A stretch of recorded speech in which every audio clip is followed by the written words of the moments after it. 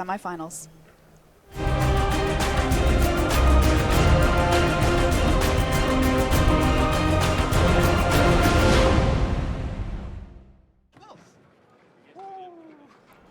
Hello and welcome to the semifinals here at Grand Prix Hartford. Marie Bartholdi in the booth, joined by Jacob Van Lunen. We're going to take a look at Matt Nass versus Gene Friedman, Ironworks combo versus Burn. All right, JVL, which deck do you think is favored?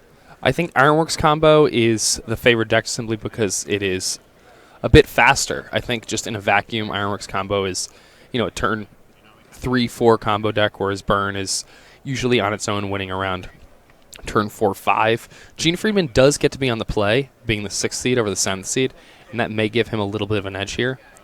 So that's definitely something that's going to help Gene out. The one thing that is a problem for Matt Nass is that he's not interacting with the board much, and a card like Monastery Swiftspear can end up representing 2-3 damage per turn for Gene Friedman, and that means that he's almost certainly going to be able to get it done by turn 4, and Matt Nass is going to need a very fast combo here in order to win. Terrarian and Mox Opal on the table for Matt Nass. What do we need to keep an eye out for to kind of see if Matt Nass is assembling the combo? So the big thing we're going to need to look for is the combination of Quark Clan Ironworks and Scrap Trawler. With Matt Nass needing to go off early on in the game, looks like things are getting very aggressive here. Engineered explosives there. And that's an Engineered Explosives just for 0, and it was to turn on the Opal so that Matt could get that Mind Stone on the battlefield. If I'm interested to see what Matt's plan is here. And again, the things we're looking for are the combination of Scrap Trawler and Quark Clan Ironworks. 2 cards left in hand for Matt Nass. Is it enough to assemble something? Like, you look at his board and you say to yourself, how is that doing anything? Yeah, it's a pile of do nothing. That eventually does something very powerful. All right, Lightning Helix here from Friedman.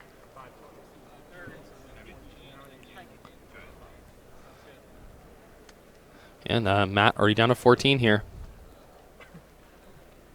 Time is of the essence.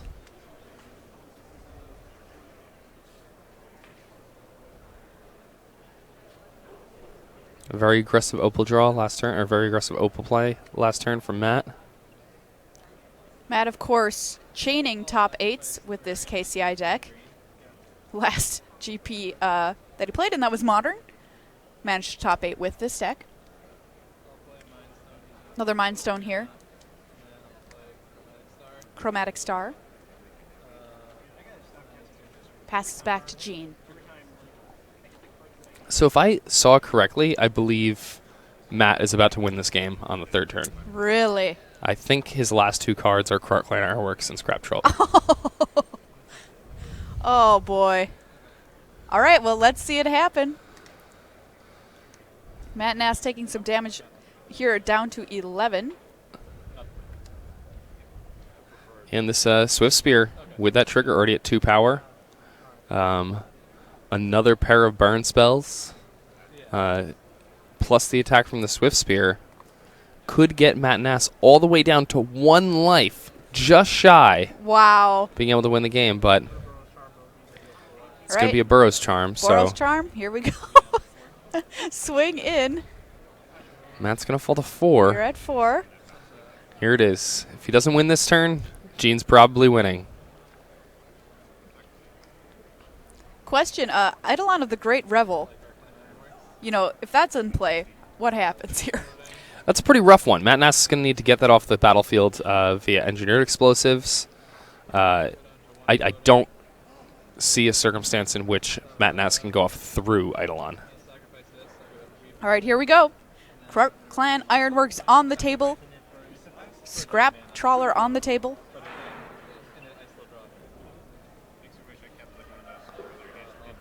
And here we go. It begins. Yeah, I think that Eidolon of the Great Revel is definitely the most important card from Gene here, now that I think about the matchup. Again, not a matchup I've played. I've watched this deck quite a bit now in the booth, but it's so rare. I mean, I've played hundreds of matches of Modern on Magic Online in the past few months, and I've played against this deck maybe once or twice. Right. I mean, it's kind of difficult to play online with all of the triggers that you have to go through, I would imagine. Mm-hmm. That might turn some people off. There you see Scrap Trawler, key combo piece here. With that card, each of these Mind Stones that Matt sacrifices will get him back a Terrarion or a Chromatic Star. The Terrarion or Chromatic Star that he sacrifices will get him back a Mox Opal. This chain will generate a lot of mana and will allow Matt to go through his deck pretty aggressively, finding other artifacts which can then be sacrificed to return more artifacts back to his hand, and so on and so forth until he's able to assemble Pyrite Spellbomb with a massive amount of mana and just aim it at Gene Friedman 9 times here to deal that 17 points of damage.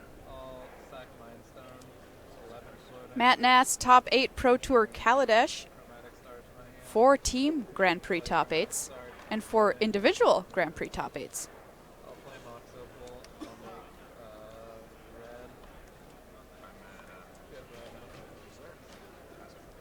There's a bunch of combo decks running around Modern. Yeah, and this is one of the lesser seen combo strategies in Modern. He's looking for a 14 on a 12-sided dice. It doesn't exist. Finds the 2. There you go.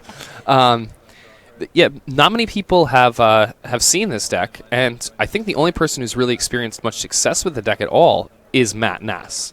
We're talking about somebody who top-8'd 2 Grand Prix in a row playing the same deck, and this fringe, weird deck that it seems nobody else can win with. So Matt Nass, he's been known as a combo master for a very long time.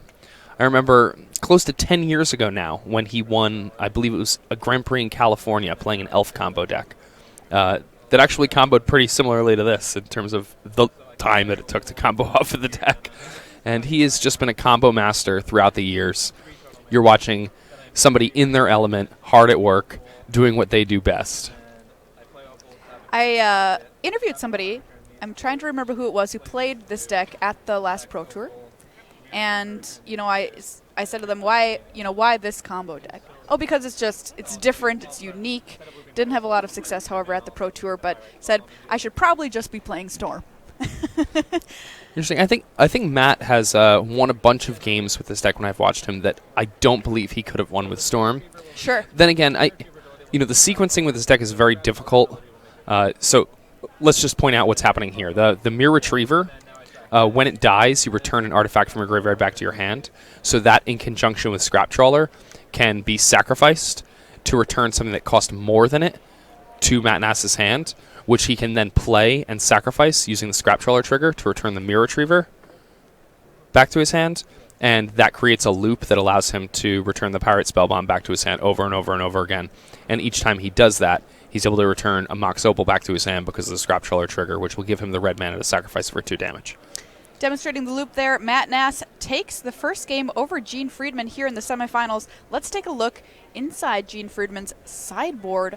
What does he want to bring in against Krark Clan Ironworks? So I think the big card for Gene here is a Rest in Peace. It's a card that Matt Nass is really going to need to use an Engineered Explosives to get off the table. Post-board, Matt Nass will have Nature's Claim if he wants it. I think he does want it simply because Eidolon of the Great Revel and Rest in Peace are so good against his deck. The other cards you look at that you might think would come in would be Destructive Revelries. However, simply destroying an artifact that is not Krark Clan Ironworks is not going to be the best plan against Matt, and it may not be worth it for Gene to be leaving mana open and trying to be reactive. So I think Gene wants to mulligan aggressively for Eidolon of the Great Revel and or Rest in Peace and try to run over Matt. I think that's his best plan. All right, let's take a look at Matt Nass's sideboard here with Ironworks combo. What is he interested in?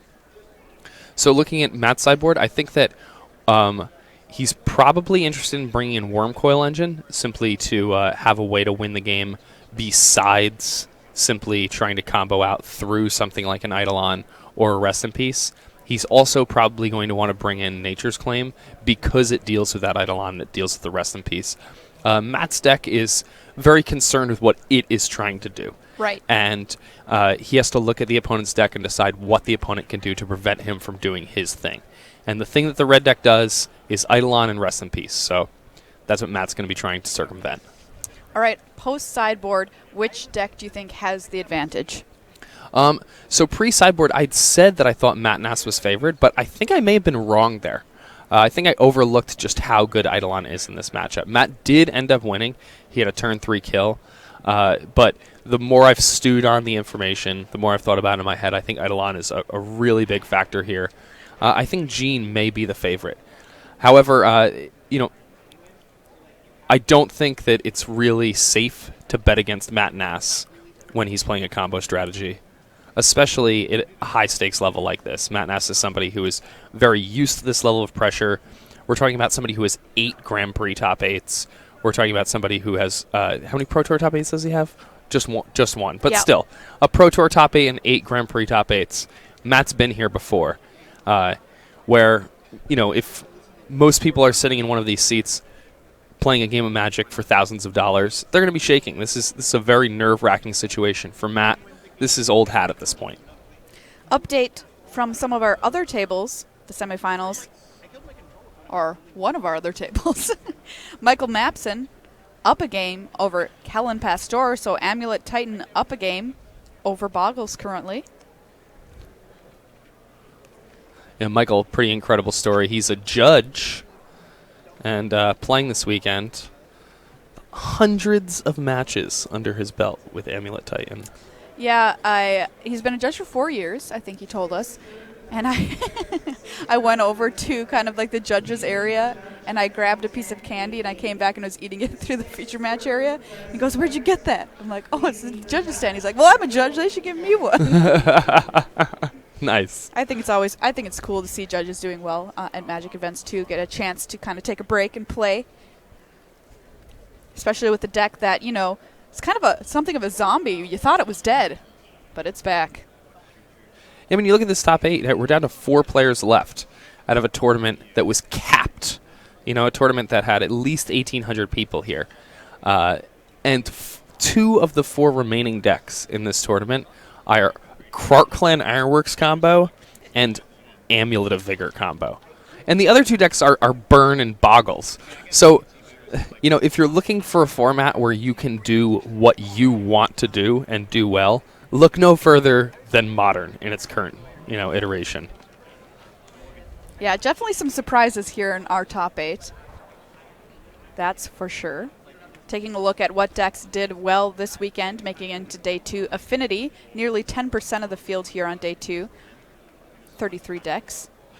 Humans was second most present at about 8% with 27 copies in Day 2. Hollow One was third with 21 at 6%. Taking a look here at the metagame breakdown, Jund was next up, had about 20 copies in Day 2. Mardu Pyromancer, 19 copies, followed by Burn, 16. Jeskai Control, 15, and Boggles, 12. Wow. Really surprising to see Affinity up there doing that well. That's a deck that a lot of people have been kind of knocking as of late for the last few months. Not many people wanting to play Affinity. I think after the Pro Tour there was a lot of Lantern hate. And oh, yeah. The Lantern hate and Affinity hate kind of overlapped, so people are willing to have upwards of 5 cards in their sideboard for matchups like that. And now it's gone down to 2, and as a result, we're starting to see Affinity decks really do well again. And the oscillation of how many cards somebody's going to put in their sideboard for particular types of matchups in Modern often dictates what a good deck choice will be for any particular weekend. A lot of people very scared of Lantern coming out of that Pro Tour here. Matt Nass going to take a mulligan. Gene Friedman, feel like he's made up his mind, but I'm not sure to keep. Looks like it. Perhaps some sideboarding being done.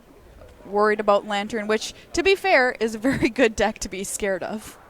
Yeah, although it is a deck that it doesn't matter how good Lantern gets. You're never going to go to a tournament where Lantern is more than 5% of the tournament, no. right? Like It there takes aren't a very enough specific people. player to play Lantern. Yeah. Either somebody who likes the feeling of others' pain, Yeah. is somebody who is really into that style of deck. I'm being a little facetious, but it takes quite a lot of mastery because you have to be able to play it fast enough to not draw every single round. It's like one of those people who in 5th grade, when they're like, what do you want to be when you grow up? They're like, I want to work at the DMV. All right, here we go. Game 2 in our semifinals between Matt Nass and Gene Friedman. Ironworks combo versus Burn. We're going to start things off with the Goblin Guide for Friedman. Back over to Nass. Revealed a Chromatic Star. And one of the best possible starts there for Gene. All right, we've got the star on the table as well as the opal.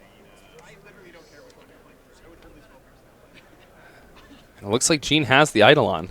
All right, we're just going to see exactly how painful this is for Matt Nass to stay on the table there. Yeah, we talked about it before. Gene picking up and reading Buried Ruin. It's the card that taps for a colorless mana, and you can pay 2 and tap it and sacrifice it to return an artifact from your graveyard back to your hand. This was one of the big innovations that Matt Nass had in this KCI-style deck. At the Pro Tour, Buried Ruin was not a part of the deck. People were playing other, weird utility lands, and Matt decided to replace those with Buried Ruin, and it ended up working out very well for him. All right, here we go. Eidolon of the Great Revel from Gene Friedman, trying to stop Matt Nass pretty dead in his tracks. Let me tell you, he plays a lot of spells with converted mana cost 3 or less. And it looks like Matt Nass has drawn, or had, a copy of Galvanic Blast, which is, another way to get this Eidolon off the table. Okay, we're going to sack this, draw a card. And here we go, Galvanic Blast. We'll take care of the Eidolon.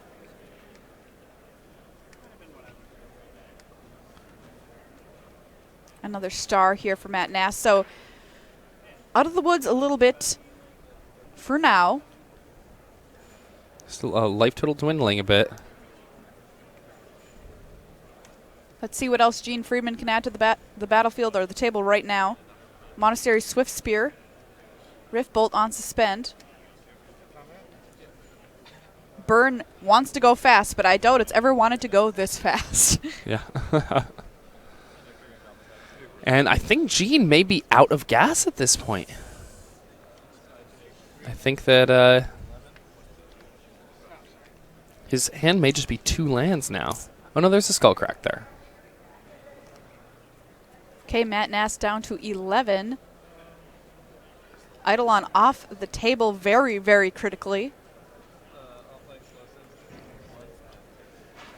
4:30 p.m. sealed players, your pairings for round 3 are on their way. Once again, 4:30 p.m. sealed pairings for the next round. This has traditionally been a very dangerous turn for anybody playing against Matt Nass this whole tournament.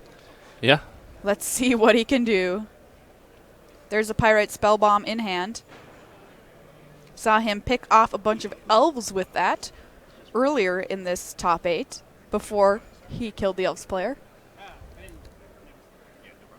Yeah, Matt Nass, I like his line here, using the engineered explosives to turn on the Mox Opal, then filtering through that mana, seeing if it's possible to go off here.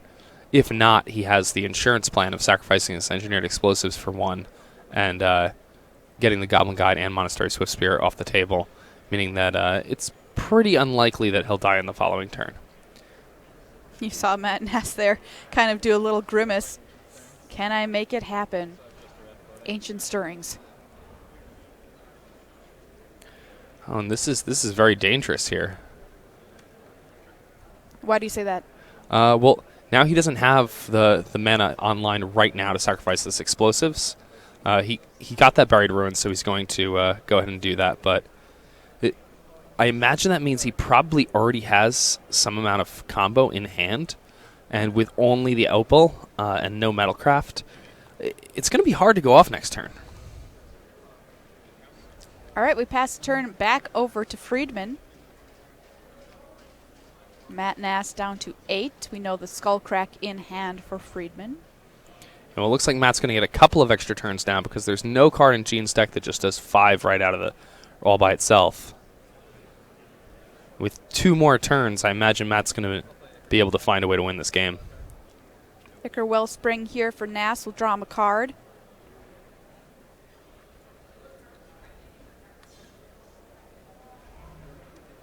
Doesn't look like much, but every card in this deck, a key piece of a pretty intricate puzzle.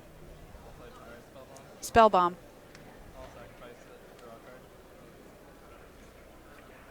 Down, draw. And I think Matt was pretty happy to hit a land drop there.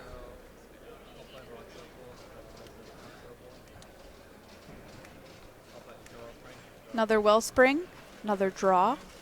And I mean, even something as small as a single copy of Corkline Ironworks now could send Matt into crazy go-off win the game mode. Gene Friedman just thinning out his library here a little bit, searching for a land, putting it on the battlefield. Won't need that mana for anything, has the Skullcrack in hand. Nothing in his deck will cost this much mana, but by having 1 less land in his deck, he's more likely to draw more action. And he really needed to draw something like an Eidolon or a Rest in Peace there. He did not. Kind of ran out of gas, as you said, a little bit early in this game. Yeah, nothing there. Matt Nass back over to his turn. I feel like this might be lights out here for Friedman. Yeah, it could very easily be game over at this point. All right, we have an update from our Amulet Titan Boggles match. Michael Mapson on Amulet Titan is able to take it down. Wow. So all that hard work pays off. 2 months, a league on Magic Online every single day, finds himself in the finals of a Grand Prix that was capped for attendance.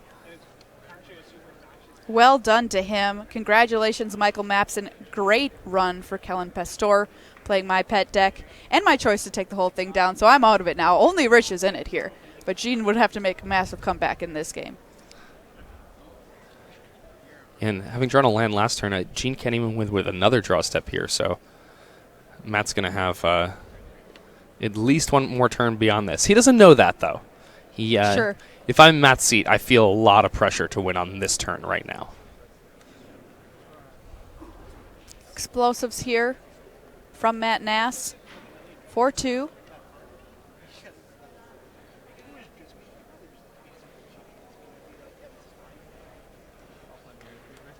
And it'll be possible we have 2 different complicated combo decks in our finals.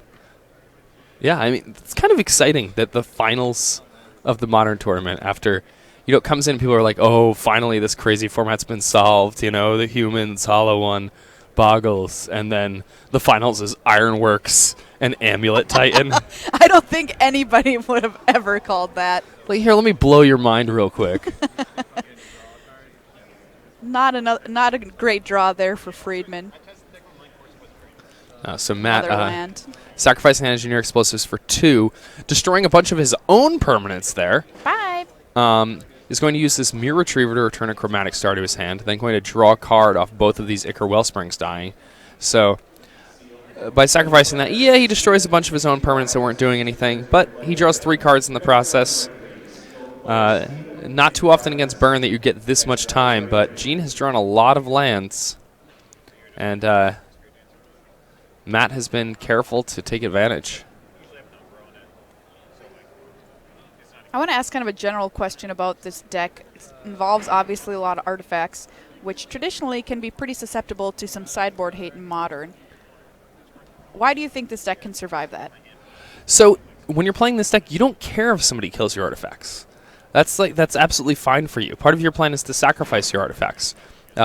Your deck will just return them back to the battlefield. If they try to destroy your Corkline Ironworks, they can't respond to you activating a Corkline Ironworks because it's a mana ability. You can just start going off through your deck. You can just play another one. It's a deck where I think a lot of people over sideboard. They start bringing in a whole bunch of artifact removal, assuming that it will be good, and it's not very good at all. How do you feel about Stony Silence? Stony Silence is absurd. Okay. They can basically like never beat that card. All right, great. I'm safe. Whew.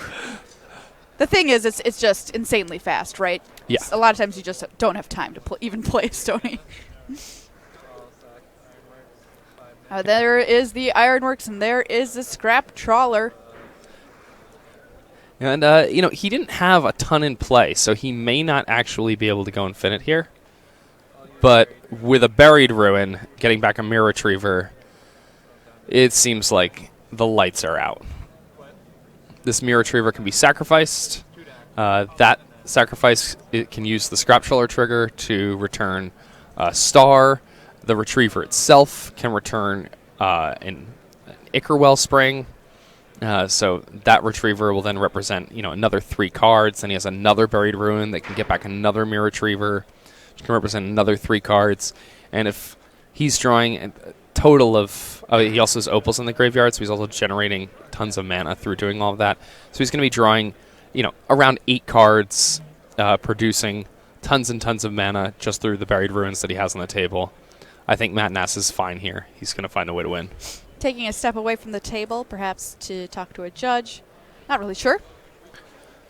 Well, he's gone. I want to ask about the consistency of this deck. That's what you often have to kind of wonder when you're playing a combo deck. How good is it at doing its thing? So I think because Ancient Stirrings exists, a deck like this can exist. The deck plays a lot of cantrips, so it's very good at getting through the library. It has a lot of velocity. It sees a very high percentage of the deck over the course of time. But I think that it's absolutely necessary to have as powerful of a card selection tool as Ancient Stirrings in order for decks like this to be possible. Do you think without Ancient Stirrings it doesn't exist? You could play it. I don't think it would be nearly as strong. I mean, imagine Ponder where you're able to look at your top 5 cards. And this card is absurd. It's like better than Impulse in the decks that play it. I've never thought it about it costs that less way. mana, Yeah. It costs less mana and does more. Yeah. All right, so Matt Nass back at the table, continuing the line here. Yeah. So that Mirror Retriever was sacrificed to return a star and an Ichor Wellspring, as we expected it would be.